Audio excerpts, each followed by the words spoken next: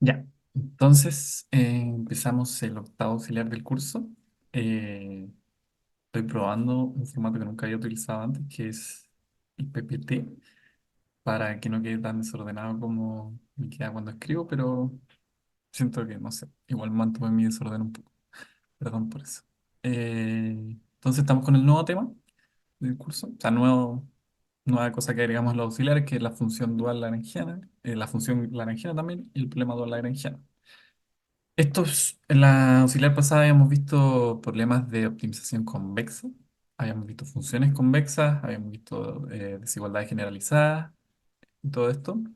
Aquí, estas definiciones no necesariamente son para un problema convexo, o sea, no necesariamente voy a tener que cumplir un poco todo lo que vimos antes. Vamos a tener todas estas definiciones de función lagrangiana, dual y problema dual para cualquier tipo de problema general, pero vamos a tener condiciones buenas, porque nos ayudan harto, si es que el problema fuera convexo en algunos casos. Pero no olvidar que estas definiciones las puedo aplicar para cualquier tipo de problema. Entonces partamos con el resumen.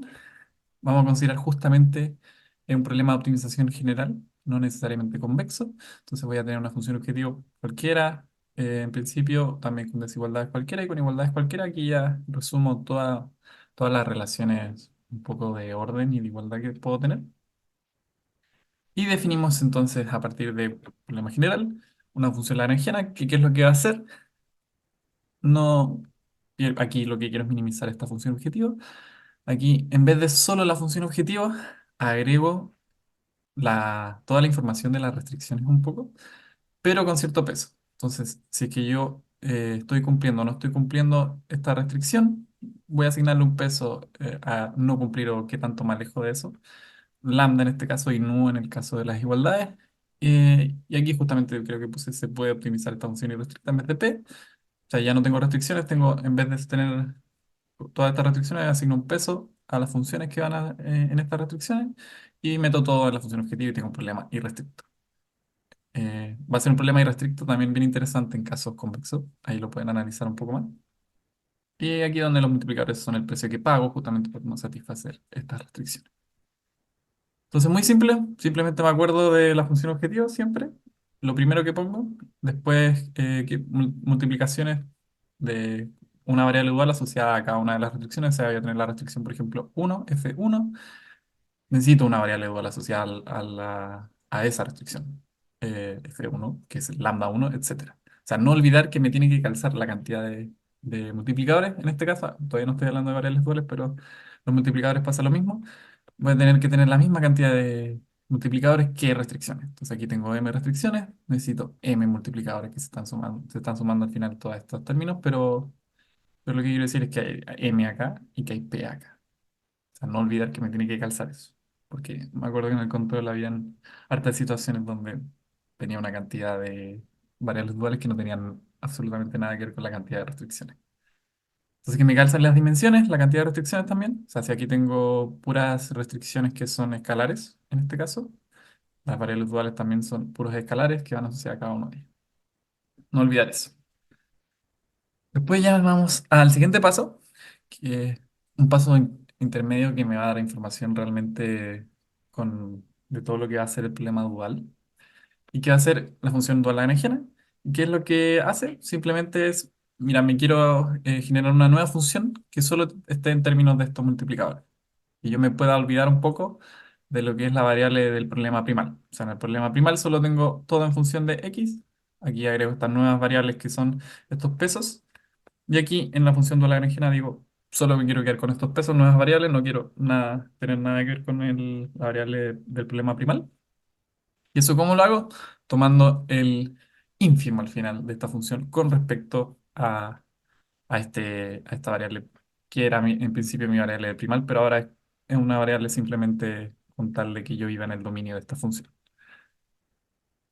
¿Qué, qué es lo que pasa? ¿Por qué el ínfimo? Porque nuevamente el mismo caso que teníamos en el valor óptimo de un problema de optimización cualquiera, puede ser que esta función no sea acotada con respecto a x, que es lo que pongo acá, creo, claro, puede ser un acotado por debajo con respecto a x, se puede llegar a menos infinito y estamos considerando esos valores. O sea, la función dual lagrangiana sigue considerando valores de menos infinito, por lo tanto es el ínfimo. O sea, simplemente quiere decir agrego el menos infinito dentro de mi definición, dentro de mi función. Entonces, otra cosa, otro punto importante también, que me agrega mucha información. O sea, tengo un problema cualquiera, general, en este caso, pero esta función está en términos de lambda y de nu, solo lambda y de nu. ¿Y qué es lo que tengo? Al final, tengo funciones afines con respecto a lambda y nu. Olvidémonos un poco del ínfimo un segundo. Si yo tengo esto fijo, un x fijo, aquí tengo un término que es constante con respecto a lambda nu. Aquí tengo un término algún término que está multiplicando a los lambda y algún término que está multiplicando a los nu. Por lo tanto, tengo una función con un x fijo, tengo una función afín de lambda y nu. Pero como no tengo un x fijo necesariamente, solo estoy tomando el ínfimo. ¿Qué es lo que pasa si tomo el ínfimo de una familia de funciones afines? Eh, bueno, si tomo el ínfimo de una función de funciones cóncavas, sigue la función siendo cóncava. En este caso son afines las funciones, son cóncavas y convexas, pero el ínfimo de una función afín también es cóncava. También cumple con el ínfimo de cóncava es cóncava, afín es cóncava y convexa, por lo tanto el ínfimo de afines es realmente una función cóncava. O sea, no me importa qué funciones sean f, h y f0. Siempre esto de acá, siempre mi función dual lagrangiana va a ser una función cóncava. ¿Y por qué el ínfimo de funciones de una familia de funciones cóncavas es cóncava? Un poco lo mismo porque el supremo, el máximo de funciones convexas es convexa. O sea, aquí creo que les puse el grafiquito. Si estas dos funciones, estos dos gráficos, de verde y rojo, son funciones convexas claramente. O sea, su epígrafo es un conjunto convexo, aquí arriba. ¿Qué pasa si yo tomo el máximo de estas dos funciones? Entonces, hacia aquí, hacia la izquierda un poco antes de que se crucen, siempre la que va a estar por encima va a ser la función roja. Entonces, al final va a ser esta función. Después, justo cuando se intersectan, ya el máximo empieza a ser la verde. Me queda justamente esta parte de acá, esta función de acá. Lo que está arriba del epígrafo, un conjunto convexo, esta función es convexa. ¿Qué pasa si yo tomo en vez del máximo el mínimo? O pienso en términos de ínfimo también. Me voy a quedar con la que va por debajo hasta que se crucen y después con la otra. Y esa función no es ni cóncava ni convexa, va cambiando en el dominio. ¿Sí? En cambio, si es que lo miro desde el otro lado, si es que lo miro con funciones cóncavas, al revés. O sea, si tomo el máximo, me pasa esto extraño, que no sé si es cóncavo o convexo. Si tomo el ínfimo, el mínimo, de estas pares de funciones. Entonces, nuevamente me queda efectivamente algo cóncavo aquí abajo, que es simplemente menos cóncavo es convexo, así que es la misma idea, pero para otro lado. Entonces, me quedo con esa idea de que la familia de funciones afines cóncava es cóncava. O sea, si yo tomo el ínfimo de afines, tengo algo cóncavo. Si yo tomo el máximo supremo, tengo algo convexo. Ya. Luego, ¿qué pasa con esta función? De momento es todo general. Pero ¿qué pasa si yo le pido que el vector de los multiplicadores de Lagrange, en este caso, sean todos positivos o no negativos, mejor dicho? ¿Qué es lo que pasa? Yo, en un punto factible del problema primal, ¿qué es lo que siempre se va a cumplir? No sé si lo puse acá. Sí, siempre se va a cumplir que la función f de i de ese punto factible en el problema primal es siempre no positivo, es negativo o cero. Por lo tanto, si lo multiplico por algo que es no negativo, siempre voy a tener algo menor o igual a cero en esta multiplicación. ¿Y qué es lo que me hace eso? Justamente una cota inferior en cualquier punto factible en el primal. O sea, si yo tengo un punto factible en el primal, se cumple esto de acá. Por lo tanto, la función lagrangiana a la que le estoy... y la otra cosa es que también los h son en un punto factible del primal son todos nulos. Entonces, ¿qué pasa con este término de acá?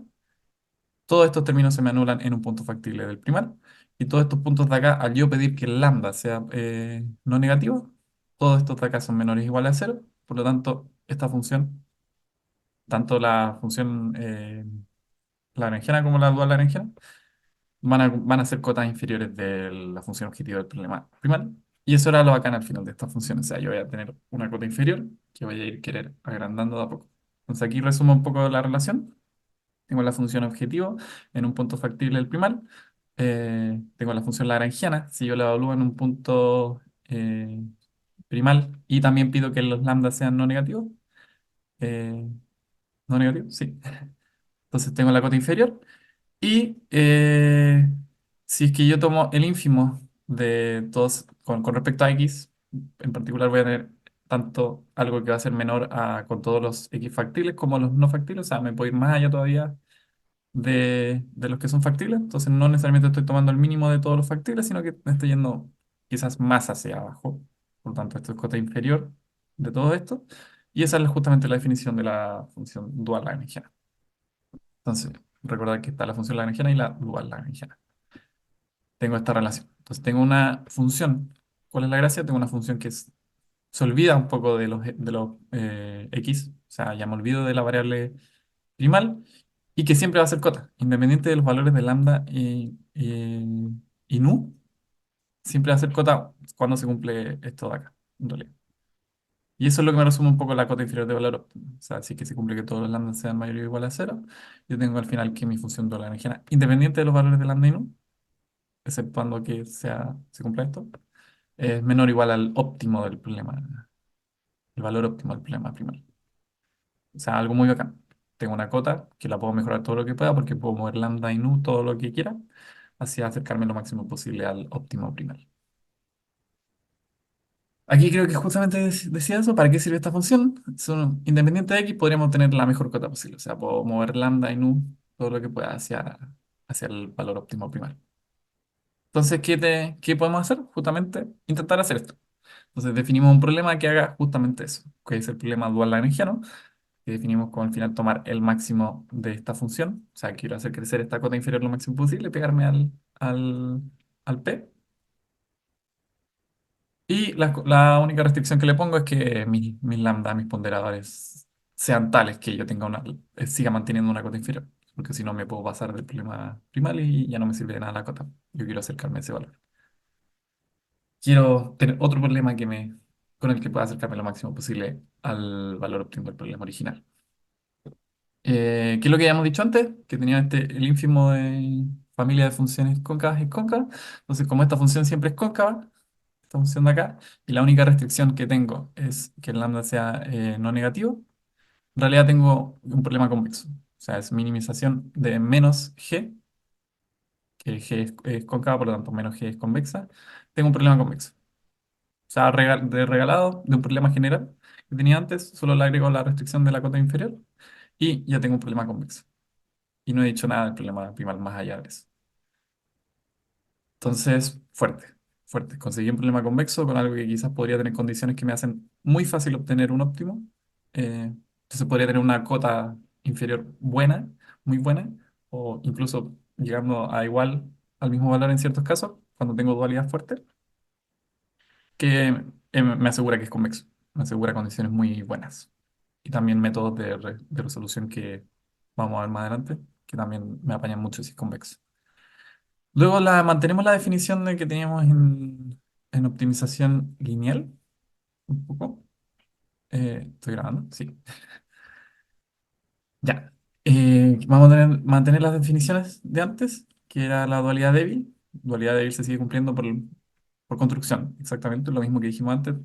Tengo todas estas cotas independiente del valor de lambda y nu, por lo tanto siempre voy a tener que mi valor óptimo de este problema dual es menor o igual al problema primario, por lo mismo que dijimos antes. Dualidad fuerte no siempre la tengo. En general no se tiene. En problemas convexos sí que se tiene una condición extra que van a ver más adelante. Tengo entendido que todavía no se ve.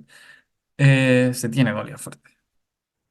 En problemas que no son convexos se complejiza aún más todavía. Raro ver dualidad fuerte. En ciertos casos vamos a ver que existe. Pero no lo vamos a ver en realidad en este auxiliar. Ya. Entonces vamos a la pregunta primero inicial. Le puse pregunta introductoria porque en realidad no agrega nada y quizá ya incluso la vieron en alguna parte. Que es, vamos a ver el problema clásico de optimización lineal, problema estándar, en forma estándar lineal. ¿Y qué nos van a pedir? Encontrar la función dual lagrangiana y derivar el problema dual lagrangiano. ¿Qué es lo que vamos a hacer con esto? Comprobar que en realidad llegamos al mismo dual que, no sé cuál será su método, quizás la tablita, quizás hacían justamente lo mismo que acá. No sé cuál es su método, pero vamos a ver que llegamos a la misma respuesta de siempre. Entonces me piden primero la función dual lagrangiana. ¿Y qué es lo primero que hago para intentar encontrar la función dual lagrangiana? Primero, es el ínfimo de la función lagrangiana, así que partimos por eso. Entonces lo primero siempre es partir por la función lagrangiana. Y podemos escribir quizás el problema de forma estándar de antes, o sea, este de acá, reescribirlo un poco para parecernos más a la definición estándar de problema de optimización general que tengo acá. Solo por si es que no ven claramente cuáles son todas las formas de las funciones que debo poner. Entonces, escribo este mismo problema como cada restricción escalar por sí sola. Y tengo que la función objetivo se mantiene y puedo escribirlo es el ax igual a b, como en realidad cada fila de a traspuesto por el vector x menos cada una de las componentes del vector b. Eso igual a cero. Ahí tengo resumido toda la de igualdad y también todas las de positividad de cada uno de los elementos de x. Puedo escribirlo como menos x menor o igual a cero y tengo la misma forma que en problema general de optimización en forma estándar. Entonces con esto puedo escribir literalmente la definición del resumen, que es, tengo la función objetivo, agrego un multiplicador a cada una de las restricciones, entonces agrego un multiplicador aquí, sumo todos esos términos. Entonces tengo un lambda i para cada uno de los términos de xy, que en este caso son menos xy, esta es la función que es menor o igual a cero. Y tengo multiplicadores también asociados a cada una de estas restricciones, una de estas m restricciones y cada una de estas n restricciones. Literal, copiar y pegar el resumen y eh, chantar un poco las mismas funciones que tenemos acá. Pero creo que les hice un cambio. Claro. Entonces, esta es la versión del resumen tal cual.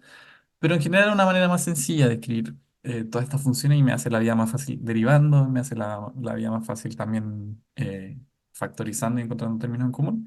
Es tal cual el problema como vectores y matrices. No trato de llegar a esta forma estándar, sino que en general yo por lo menos encuentro mucho más fácil ocuparlo de manera vectorial directamente. Entonces tengo la función objetivo, lo mismo de antes. Aquí tengo una igualdad que es de vectores.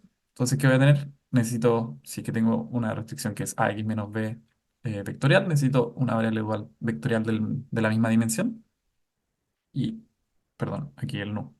Un nu de la misma dimensión de ax, de b finalmente, que a por x es la misma dimensión de b. Entonces necesito un vector que sea de la misma dimensión traspuesto por este vector que me queda acá, de esta restricción. Y aquí también el x podría haber hecho por componente, o también puedo decir en realidad esto también es un vector, que todas sus restricciones todas sus componentes sean positivas.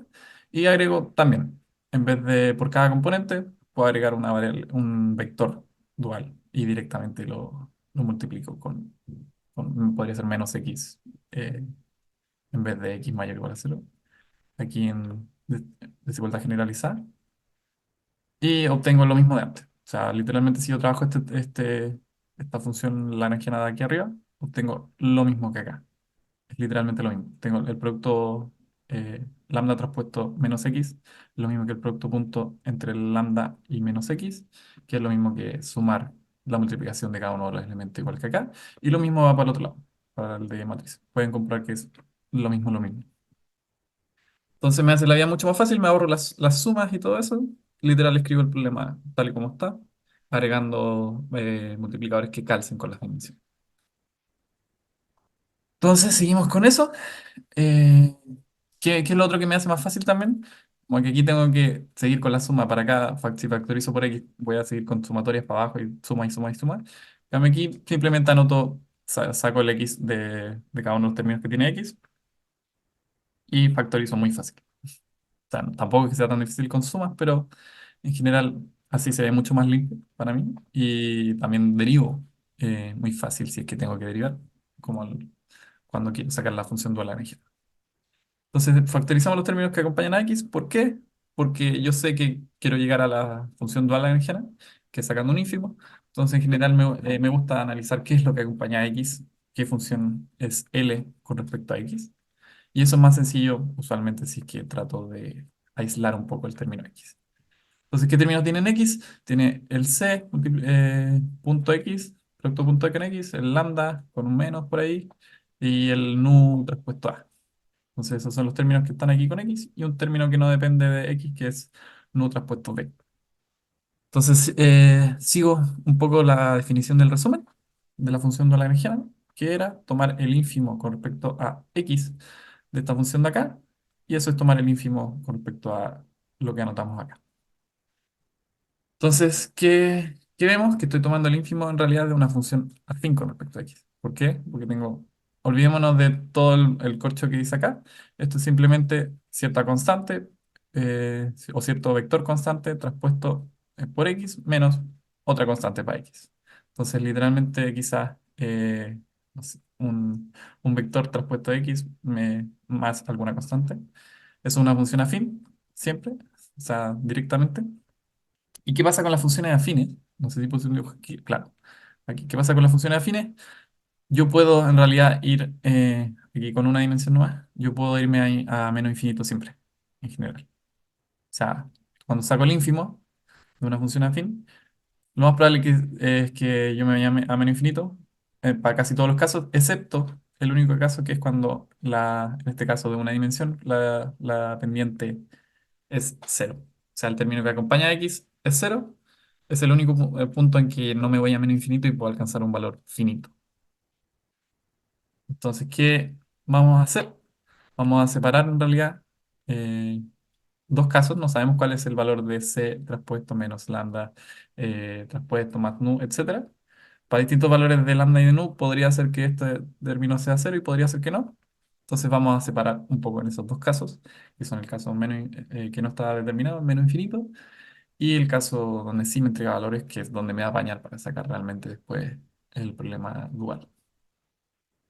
Entonces aquí puse donde el ínfimo se está tomando sobre una función afín con respecto a aquí, lo que dije recién. Son cóncava y convexa al mismo tiempo y alcanzan un ínfimo finito solo si el término que acompaña aquí. Lo mismo que dije recién. O sea, la función verde. Todas las otras demás puedo llevar x a positivo o a negativo de tal manera que la función se vaya a menos infinito. Entonces, ¿cuáles son los dos casos que puedo tener? Lo que dije recién. El término que acompaña a x es cero. Aquí lo dejé todo en traspuesto, pero eso dejo un cero también en traspuesto, solo para mantener la convención de que los vectores normales son columnas y si pongo traspuesto ya es un vector fila. Entonces tengo dos casos posibles, menos infinito, si es que el término que acompaña es distinto de cero, y el único término que no depende de x, si es que lo que acompaña a x es cero. O sea, si esto es cero, esta función ya no depende de x, solo me queda menos nu traspuesto b, y el ínfimo de una constante es la misma constante. Entonces me sobrevive ese término de ahí. Separa estos dos casos y tenemos lo pedido. Tenemos la función dual lagrangiana. Un caso con un valor determinado y con un caso con menos infinito. Después, ¿qué nos piden? Ya encontramos la función dual lagrangiana, nos piden derivar el problema dual lagrangiano. Y aquí es donde me sirve justamente el caso donde está determinado. ¿Por qué? Porque si no está, si mi función lagrangiana siempre se está yendo a menos infinito en todos los casos, en realidad no tengo ningún problema dual que maximizar. Siempre es menos infinito la función, la función objetivo. Entonces no tengo ninguna cota que me apañe a tratar de encontrar la que más se acerque al problema primal. Entonces solo me interesan en realidad para los problemas duales aquellos casos en que sí tengo un valor determinado. Cuando tengo una función afín, cuando no tengo una función afín, tengo una función cuadrática, en general voy a llegar al tiro a un valor determinado, si es que esfuerzo un punto silla. Pero para este caso afines, me quedo siempre con el caso en donde sí tengo un valor determinado, no tengo menos infinito. Entonces vamos a derivar el problema dual lagrangiano. Y recordando el resumen que era, esto de maximizar, o sea, quiero cortar la mejor cota posible para acercarme lo máximo al primal y con la condición de que efectivamente sea una cota inferior. O sea, esto es lo único que me dice esto, C cota inferior del problema primal. Eso es lambda mayor igual a cero. Solo importa esa condición por eso. Y vamos a ver más adelante que existen otras maneras también de tener una condición parecida. Entonces recordamos el resumen, la forma. En general nos interesa un caso donde toma valores finitos, que es lo que decía recién. dado que es una mejor cota, dado que es una cota que sirve para algo y no es menos infinito. Entonces se agregan las restricciones necesarias para este valor finito, que es la condición de acá, que es lo mismo que lo que habíamos dicho acá. O sea, aquí traspuse, creo, esta condición. En vez de ese traspuesto, escribí c y menos lambda, y aquí también este término traspuesto queda traspuesto nu igual a cero. Solo voy a escribirlo como columna. Y arrastramos también siempre la condición que sale de la definición del problema dual lagrangiano que me mantiene en la cota inferior. Entonces siempre, nunca olvidar el lambda mayor o igual a cero, que es la que viene por defecto. Y agrego también la condición que me diga, en realidad esta sí es la función dual lagrangiana, que es solo en los casos en que se cumple esto. Si no se cumple esto, esta función no es necesariamente la función dual lagrangiana. Ya no necesariamente estoy en la cota inferior. Entonces agrego esa condición, además de la por definición, y tengo mi problema dual lagrangiano. Aquí pues se puede seguir requiriendo este problema. Ah, porque quiero llegar, ya no tengo la forma explícita del dual, problema dual que teníamos en problemas lineales. Entonces lo trabajé un poco simplemente para llegar justamente a la que creo que está en el vértice así, la que se usa siempre.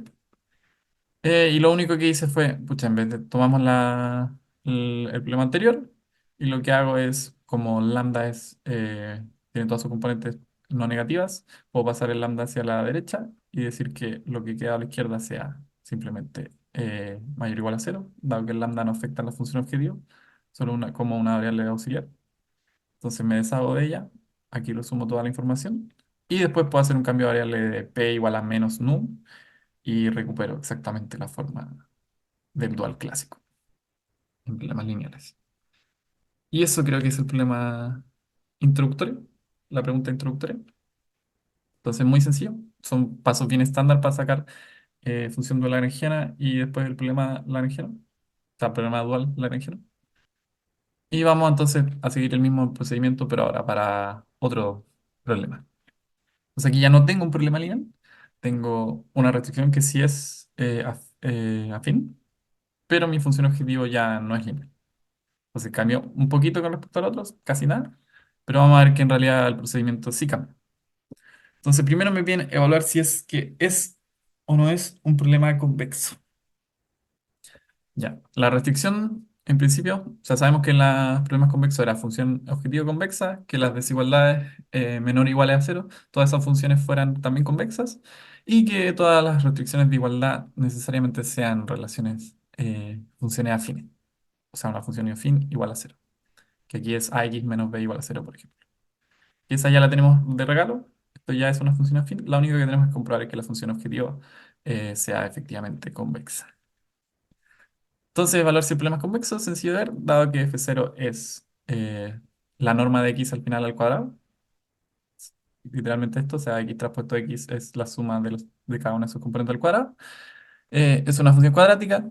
Las funciones cuadráticas son convexas. Y aquí lo vemos. O sea, tengo el gradiente. ¿El gradiente cuál va a ser? Tomo la derivada la primera coordenada va a ser tomar la derivada con respecto a x1.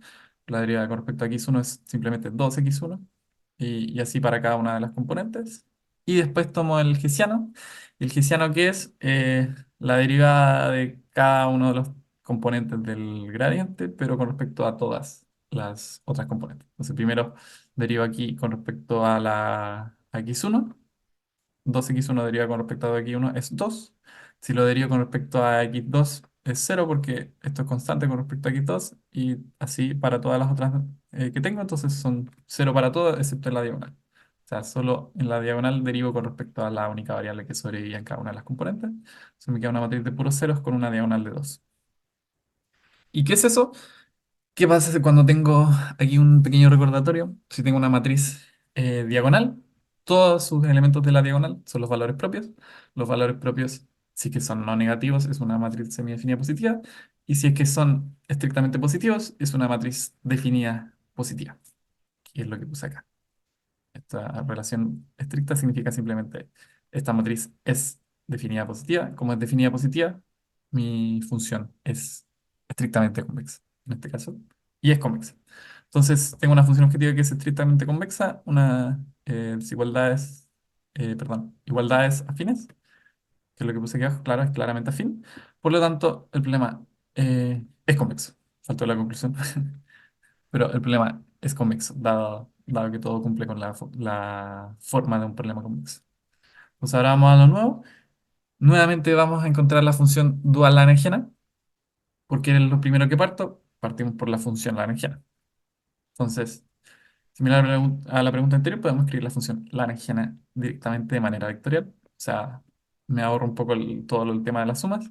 Digo primero la función objetiva es x transpuesto x, y después digo qué son mis restricciones, son de igualdad, es un ax menos b igual a cero. A eso le puedo asignar un vector dual de la misma dimensión que b, o de a por x, y eso traspuesto el vector de acá me da exactamente la misma suma que si yo hiciera por cada uno de los componentes de esta igualdad, lo mismo que antes, y puedo escribirlo directamente. Entonces me queda muy sencillo. Me queda función objetivo, agrego una vector dual que calce con las dimensiones, con la restricción de acá, y estamos. Y reordenando de nuevo un poco abajo, supongo que lo que hice es separar un poco el término que no depende de x y los que sí dependen de x. ¿Por qué? Porque después voy a necesitar sacar el ínfimo con respecto a x. Nuevamente voy a la definición de función dual lagrangiana, me faltó aquí la mayúscula. Y aquí obviamente no tengo restricciones de desigualdad, entonces no le puse lambda, solo tengo el nu es mi multiplicador y el nu va a ser mi variable dual finalmente cuando trate de sacar el dual. Entonces me queda que mi función dual lagrangiana depende de esa única variable y yo tomo el ínfimo con respecto a la otra, que es la x, la del problema primario. Y con respecto a x, ¿qué es esto? Si se miran acá, esto es una función cuadrática con respecto a x, esto es una función lineal con respecto a x, todo esto es una función afín con respecto a x. Entonces al final la suma de todo esto me va a quedar una función cuadrática con respecto a x, que sí, igual que cuando es solo una dimensión, en general son funciones convexas. El único detalle es que depende de la matriz que esté acá. Y aquí vamos a ver un poco qué hago con eso. O sea, por aquí puedo tratar de sacar el ínfimo si es que esto es una función convexa, cuadrática convexa. Vamos a tener que puedo hacer lo siguiente. Una función cuadrática con respecto a x sin restricciones, por lo que se puede encontrar su punto mínimo con... Ah, ya, no lo dije explícitamente. Pero si es que yo tengo un término aquí de x traspuesto por una matriz por x, que en este caso no hay una matriz, pero yo siempre me puedo imaginar el producto punto entre dos vectores, aquí creo que lo hice acá, puedo agregar la identidad que me da el mismo resultado. Entonces, si la matriz que está entre estos dos x es una matriz semidefinida positiva, mi función es una función cuadrática y convexa. Si es que no, ya se empieza a poner un poco más extraño la cosa. Tengo que ver como caso a caso. Pero en principio la identidad es una matriz definida positiva. Entonces aquí no hay problema. Esto es una función cuadrática en la que puedo encontrar su mínimo porque es convexa. Eh, ya. Da para harto rato igual eso, Dayan, pero en general confirmen que la matriz de acá es semidefinida positiva. ¿Qué tengo entonces? Puedo encontrar un punto mínimo con una función convexa con respecto a x, que es lo que vimos un poco también en el auxilio pasado. Si yo tengo una función irrestricta, en este caso no tengo ninguna restricción al tratar de sacar el ínfimo con respecto a x de una función convexa, que es diferenciable, puedo tomar que su gradiente sea igual a cero con respecto a esa variable x. Estamos centrándonos solo en x, aquí estoy sacando el ínfimo solo en x. Si yo encuentro un punto silla, ese punto silla es donde se minimiza la función. Entonces, ¿qué me queda? Voy a tratar de sacar el gradiente con respecto a x de la función lagrangiana. La función lagrangiana es esto.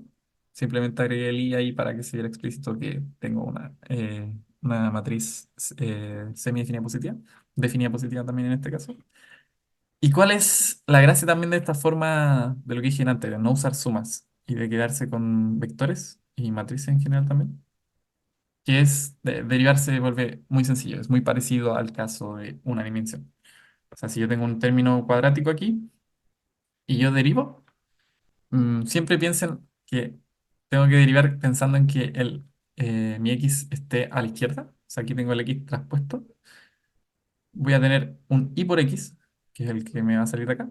Entonces, derivo, por ejemplo, a por x con x de una dimensión. La derivada de eso es a. Aquí en este caso pienso siempre que esté a la izquierda, el x traspuesto. Y me sobrevive lo que lo está acompañando. O sea, me sobrevive nuevamente el ix, solo que aquí tengo dos x. Tengo un x por acá y un x por acá. Entonces tengo que derivar por un lado y por el otro. Pero siempre pensando en que mi x traspuesto esté por la izquierda y al ser x por dos lados me sale un 2. Entonces, si esto fuera x cuadrado por a, me quedaría 2 xa.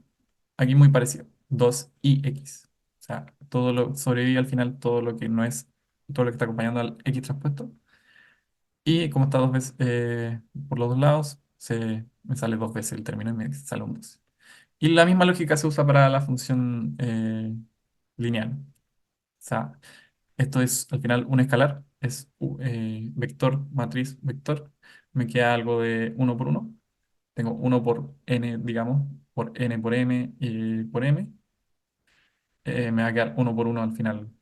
Todo esto es un escalar. Todo esto también es un escalar y todo esto es un escalar. Entonces yo puedo transponer directamente el escalar. Me quedaría x traspuesto a por nu. ¿Y qué es lo que está acompañando a x traspuesto? Siempre pensando en x traspuesto ahí bien a la izquierda. Es el a traspuesto nu, que es lo que sabe transponer todo este término. Entonces, no sé si está en el Matrix Cookbook que le subimos. Probablemente está. Pero si lo hacen como término por término, o sea, si en vez de hacer esto, escriben esto como sumatoria, directamente todos estos términos de acá, van a llegar a que calza exactamente con esto. Muy, muy sencillo, si es que no se acordaban cómo derivar con vectores. eh, Queda muy, muy, muy sencillo. Entonces me queda el, aquí tengo un término cuadrado, cuadrático con respecto a x, me sale el 2 y x. Aquí tengo un término que acompaña directamente a x, la derivada es simplemente ese término que lo acompaña, pensando siempre en x traspuesto a la izquierda. Y un término que no depende de x, que es cero. Entonces aquí saqué el gradiente muy fácil, así que sabemos cómo hacer eso. Entonces, igualando a cero, nos queda que este término de acá es igual a cero. Despejo, que me queda el paso para acá, el menos a respuesto nu. El 2 dividiendo, la identidad en realidad no aporta nada, me queda el mismo vector. Entonces me queda que el x que hace que esto se minimice. O sea, no, esto no necesariamente no es un ínfimo que llega a menos infinito, sino que puedo encontrar un punto silla. Si encuentro un punto silla, es en este punto de acá. Es en el x que es igual a esto. Y así es como encontré el x, que es el ínfimo. Entonces este término ya no va a depender de x, sino que voy a reemplazar el valor que yo encontré, que es el que encuentra el mínimo. Reemplazo por todo lo x de acá y voy a encontrar la función de la región que ya no depende de x, que es lo que hacemos después, creo. Claro, aquí tengo este x de acá. El ínfimo se alcanza en este x, el mínimo también, por lo que basta con reemplazar el valor para obtener al final mi función dual Lagrangiana. Entonces simplemente voy y chanto todos estos valores de x en donde tenía que estar antes el x. Entonces tengo aquí x traspuesto a x más nu traspuesto a x menos nu traspuesto b con mi x que me minimiza y eso es la función dual Lagrangiana. Alcanzo el mínimo en ese x. Y después trabajando un poco los términos me va a quedar esto de acá. O sea, notamos que al transponer esto me va a quedar lo mismo que acá. O sea, me va a quedar un nu traspuesto a traspuesto nu. Acá también. Al final voy a poder sumar estos términos de acá. Y me va a quedar un menos un cuarto de ese término de aquí. Y listo. Con esto se tiene lo pedido. Lo que me pedían era encontrar la función dual lagrangiana. Y encontramos la función dual lagrangiana que no depende de x, solo de nu. De acá. Y si notamos también, ¿qué es lo que tengo? Tengo una función que depende de nu, un término cuadrático, acá, con un menos. Esta función, eh, esta matriz de acá debería dar, es siempre semidefinido positivo, o sea, x traspuesto x siempre es semidefinido positivo. Entonces simplemente he escrito el traspuesto de eso, que también es semidefinido positivo. Y tengo un menos. O sea, tengo algo que es convexo, semidefinido positivo, término cuadrático con nu es convexo, con un menos es cóncavo, y es lo que decíamos antes. La función dual lagrangiana siempre es cóncava. Calza justamente de nuevo eso. ¿Sí? Se tiene lo pedido. Y vamos a lo último que nos queda, la última patita, que deriva de un problema dual lagrangiano. Ahora nuevamente ocupo la definición que dijimos en el resumen. ¿Qué va a hacer? Maximizar mi función dual lagrangiana, dada con la condición de que siempre tengo una cota inferior. En este caso no tenemos ninguna restricción de desigualdad en el problema, siempre tengo igualdad, entonces no necesito la condición de lambda, no hay ningún lambda, solo es un nu libre. Entonces en este caso no tenemos desigualdades, por lo que me queda directamente maximizar esta función irrestricta, sin restricción. ¿Y qué es esta función? No se complica como en el caso anterior, donde tenía más opciones para, donde se definía o no, se definía exactamente g, o sea, tenía un valor definido o si no menos infinito, sino que aquí siempre tengo este valor de acá, que es el valor que derivamos, o sea, la función que habíamos sacado de acá, sin ninguna restricción. Y encontré el problema dual Lagrangiano, en este caso, sin restricción. Ninguna restricción me hacía que esto no tuviera valores definidos y no tengo ninguna desigualdad, por lo tanto, calza todo, me queda solo una función objetiva. Lo que habíamos dicho antes, tengo maximizando también una función que es cóncava, por lo tanto es minimizar una menos convexa, es un problema convexo. Y con eso terminamos este problema. Muy sencillo una vez que ya se entiende como cuál es el estándar eh, del procedimiento. Puede que haya funciones donde se complique un poco más, quizás ya sacar el gradiente o quizás ver los casos en que sea menos infinito o no. Sí, haber casos en que se vuelva más complicado.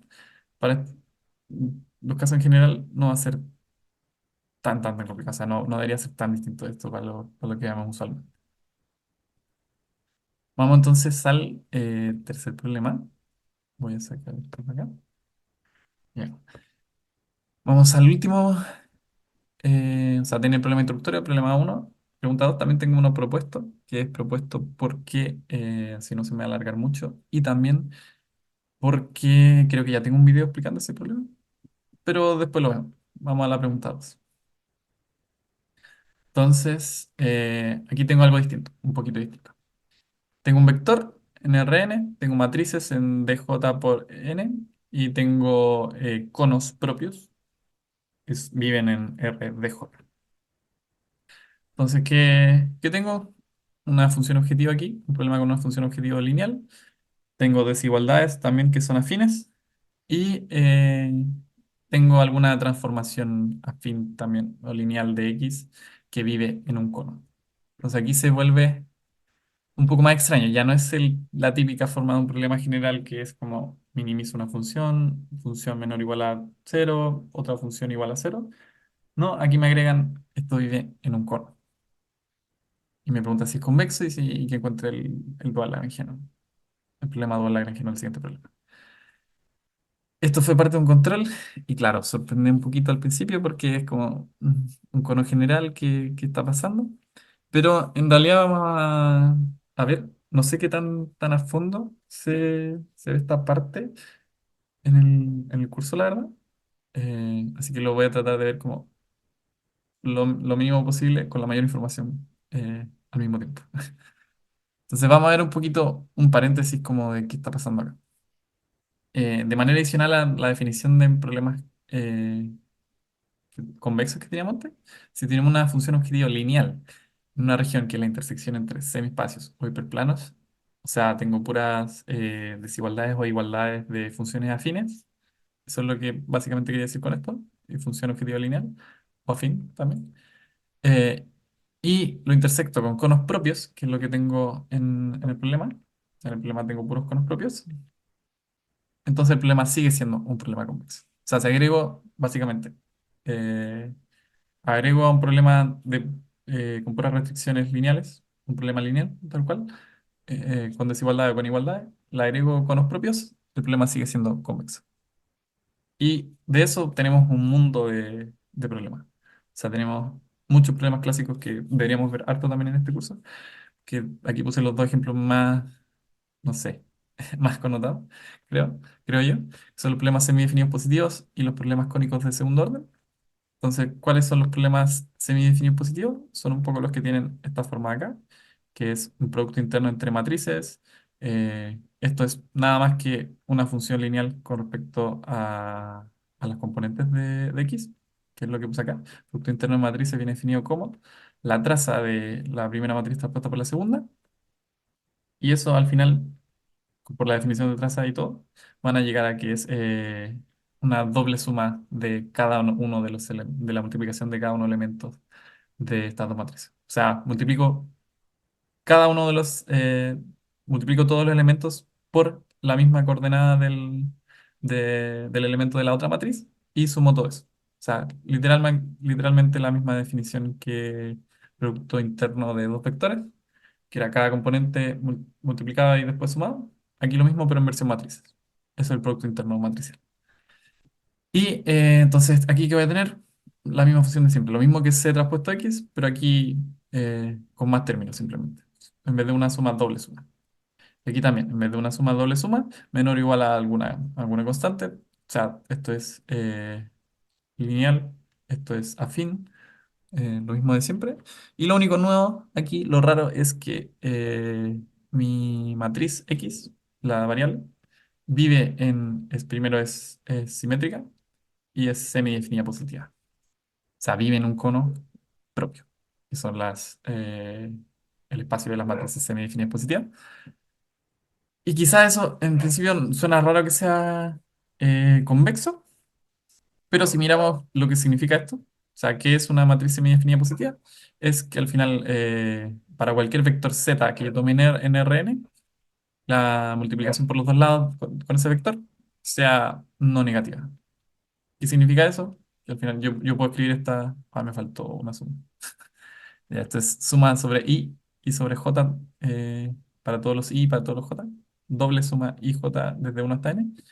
De estos términos de acá, o sea, cada componente del x y j por z i por z j, que eso tenga que ser no negativo, que es lo mismo que con un menos sea menor o igual a cero.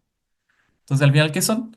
Son puras funciones también lineales de los elementos de x menor o igual a cero. ¿Qué es esto? Una intersección de muchas restricciones de este tipo para todos los z, una intersección infinita de desigualdades lineales. Eso mantiene la convexidad. No hay nada nuevo. Es simplemente intersección de semiespacios. Eso sigue siendo convexo, igual que siempre, por más de que sean infinitos. Y entonces en realidad este término acá no agrega algo demasiado extraño. Sigue siendo un problema convexo, solo que en vez de anotar yo esto con infinitas restricciones, digo que la matriz X sea semidefinida positiva y listo. Y me mantiene el problema convexo. Y otro problema clásico también son los cónicos de segundo orden, los second order cone program, que son de la forma de acá usualmente. Aquí me pusieron un F, o sea, medio enredado, pero el F, porque esta parte lo saqué de Wikipedia, más fácil que escribirlo. Pero imagínense que esto es pucha, aquí ya pusieron C, pero es el vector de costo simplemente. Lo enredaron más. Entonces, un vector de costo traspuesto X me mantiene la función lineal de siempre. Y aquí tengo que la norma 2 de alguna variable sea menor o igual a otra variable, que es lo que puse aquí arriba. Esto es simplemente una transformación afín. No enredemos tanto la cosa. ¿Qué es un cono de segundo orden? Que x, t vivan en un cono de segundo orden es que simplemente la norma euclidiana de x sea menor o igual a la última componente. O sea, aquí separamos n componentes, la n más uno la separo simplemente para que quede más bonito, y tiene que ser menor o igual a esta de acá. O sea, es como al final el epígrafo, perdón, de esta función de acá. Entonces, ¿qué es? Esta es la restricción que en vez de poner como que esto viva en un cono, como antes, en vez de poner yo que esto viva en la semidefinida positiva, en vez de poner esto, puedo poner literalmente esta restricción. ¿Esta restricción qué es? La norma 2 menos t. O sea, ya habíamos visto que la función de norma 2 en el auxiliar anterior, o el 6, ya habíamos visto que es convexa. Convexo sumado a alguna función convexa por algún ponderado positivo, menos t es convexa. Entonces, por uno sigue siendo esto convexo. suma de, positiva de funciones convexas. Esto es una función convexa menor o igual a cero, mantenemos la misma restricción siempre. O sea, aquí, esto en vez de anotarlo así, podría anotarlo así, seguimos teniendo una función convexa menor o igual a cero, aquí seguimos teniendo funciones afines y funciones lineales. Es un problema convexo, tal cual. No es tan difícil de ver en estos casos. Para conos propios en general, eh, puede salir otras cosas, pero si es un cono propio lo que agrego, y con todas mis otras cosas lineales, mantengo un problema convexo. Aquí le agregué simplemente que recordemos que también lo vimos creo en el auxiliar 6. Si que G de U es convexa, entonces también lo es con una transformación lineal, transformación afín, perdón, adentro, que es lo que hacen acá. En vez de usar X y T solamente, una transformación afín de mi variable. Entonces, ese era un paréntesis, aquí los problemas clásicos. Ahí creo que les puse también, claro. Ojo aquí que es la norma menor o igual a T. O sea, ese es lo que me define un cono propio. La norma, o sea, la raíz de, por ejemplo, aquí en dos dimensiones de x cuadrado más y cuadrado, es lo que me hace un cono propio. Es el cono de lado clásico que vimos también en el auxiliar pasado. Ahora en dos dimensiones. En una dimensión el valor absoluto. Aquí es el cono de lado, literalmente.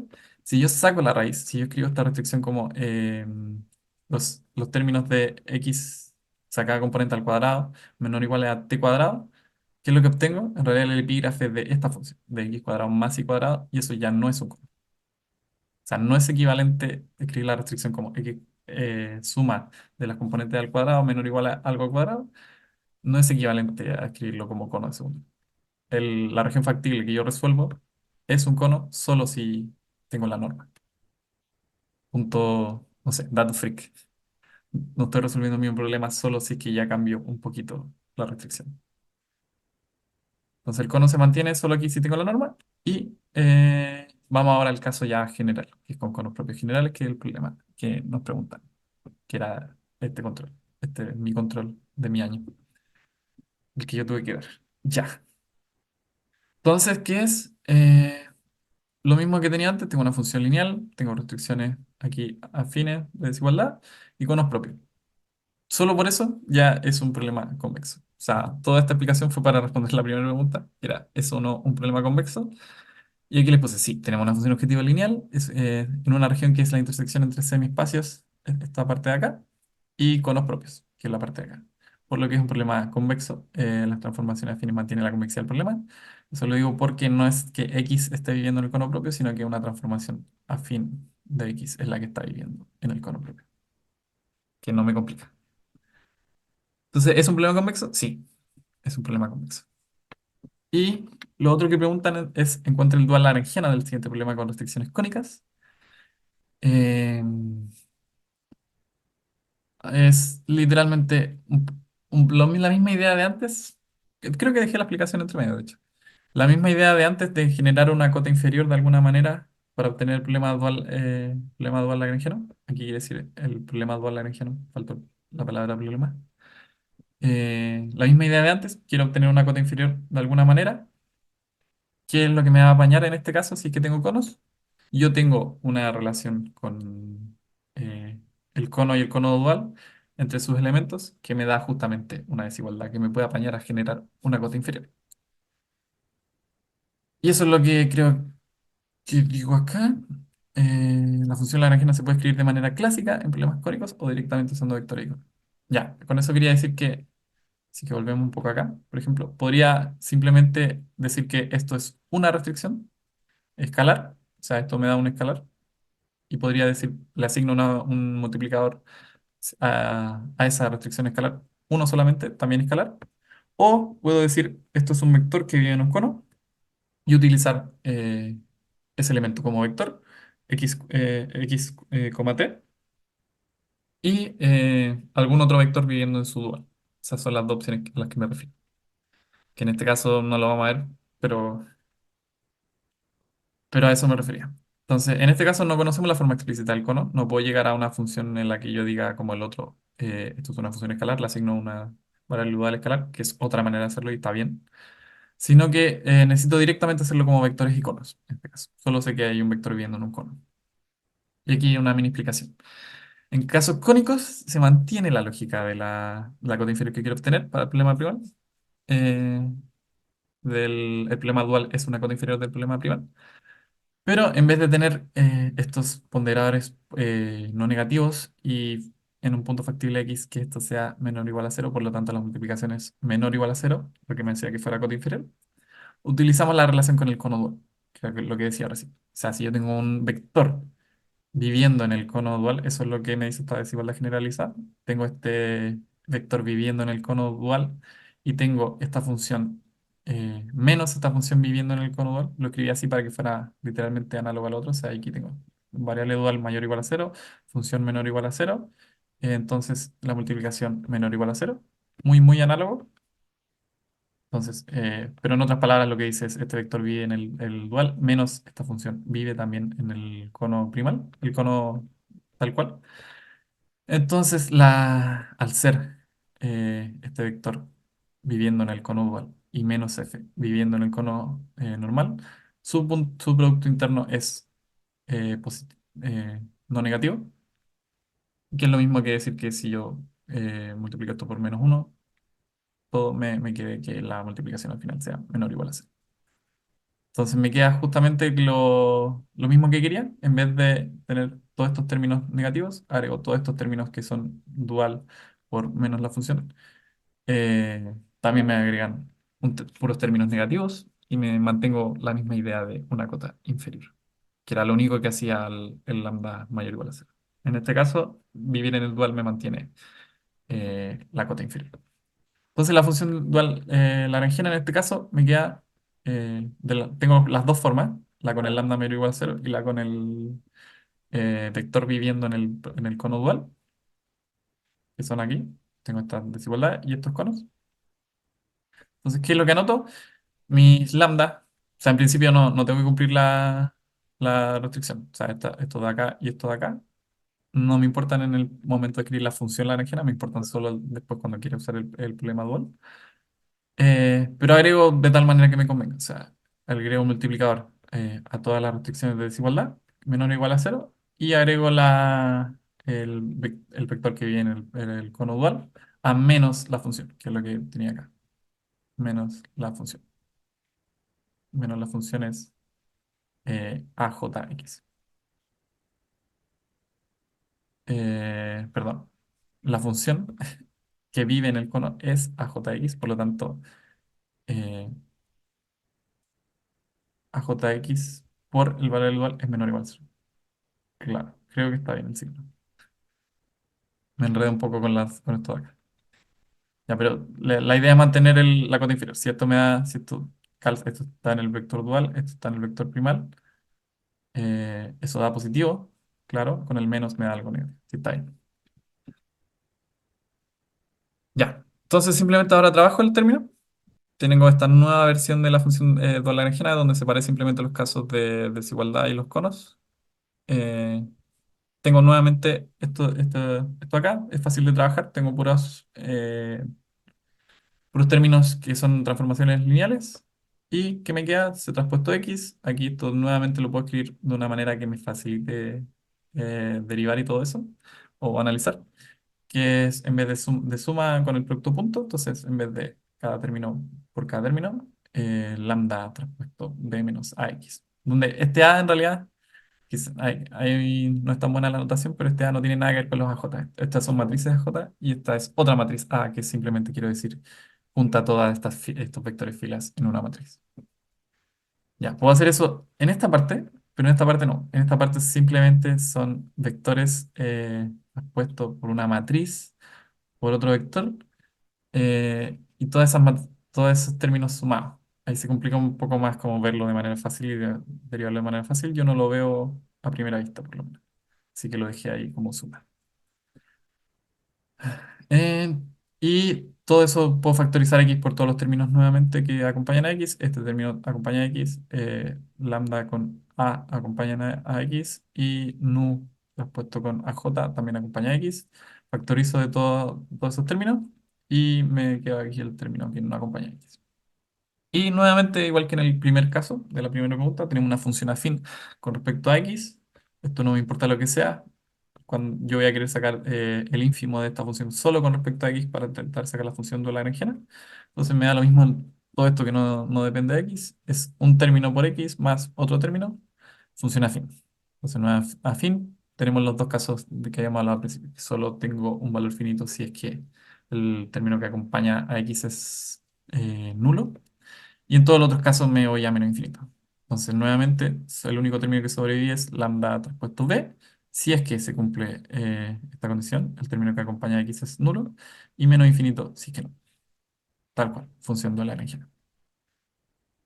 Eh, y me falta obtener el problema dual Lagrangiano. Sí, de momento solo tengo la función dual Lagrangiana. Entonces, para escribir el problema dual Lagrangiano, recordamos que necesitamos las cotas, eh, las condiciones de cota inferior. O sea, yo quiero un problema que esté por debajo de mi problema primal, que era lo que me decía que fuera cota inferior, que los lambdas fueran no negativos y que los vectores estos que acompañan a los términos que viven en los conos, vivan en los conos duales para mantener la cota inferior. Entonces, con esto tenemos, ¿qué cosa? eh, el término que me sobrevive de la función, el único término donde tengo un valor definido de la función dual lagrangiana, aquí, la condición que me hace que yo efectivamente, que este valor efectivamente sea la función dual lagrangiana, que es todo acá, y los dos términos extra que me hacen la condición. O sea, estos son los que vienen por construcción de problema dual, y esto es lo que me hace que esto efectivamente sea la función dual lagrangiana. Entonces, recordemos que son dos cosas aparte. Esto es una cosa, esto es otra cosa. Y esto es lo que me piden, problema dual Lagrangiano. Entonces, no era tan difícil una vez que conocemos eso. Sabemos qué es lo que nos hace cotas inferiores en conos y qué es lo que me hace cotas inferiores en restricciones normales. Me queda algo muy sencillo de, de escribir y de derivar. Y no sé si hay otra pregunta. No, con eso termina esa pregunta. Eh, no sé qué tan largo o corto me quedó este video. Pero después dejé también este problema, que la dejé propuesta, la pregunta 3 de sistema alternante, que nuevamente es muy parecido a la lógica de los sistemas alternantes que teníamos antes. Me puedo escribir un problema, o sea, compruebo que los dos se cumplan al mismo tiempo y también me puedo escribir un problema primal y dual. Ahora aquí tengo desigualdad generalizada, aquí tengo un cono, entonces esto lo puedo tratar de ver como funciones directamente o como conos, que es lo que me va a apañar justamente más, como lo dije antes. Todo se hace más fácil si es que lo vemos como conos. Esto es un cono de segundo orden, esto también es un cono de segundo orden. Eh, y voy a seguir la misma lógica de antes, pero ahora con problemas convexos en vez de problemas lineales. Y voy a comprobar si es que el video que tengo de esto es decente. Si no, va a quedarse como pauta nomás. Y ahí voy a decir exactamente qué hacer con este problema. Eso. Muchas gracias. Cualquier duda, mañana viernes, voy a hacer un horario de consulta bien largo. En la mañana y un poco al almuerzo, creo. O si no, me pueden mandar correo de cualquier cosa. Cualquier duda que les surja de acá. Espero haya servido para aclarar un poco de qué se trata todo esto. Pero esta parte igual es bien mecánica, de función lagrangiana, función dual lagrangiana, problema dual lagrangiano. Es todo bastante estándar como lo que yo me puedo encontrar. Pero recordemos que no solo para problemas convexos, es para problemas en general. Así que eso, muchas gracias, que estén bien.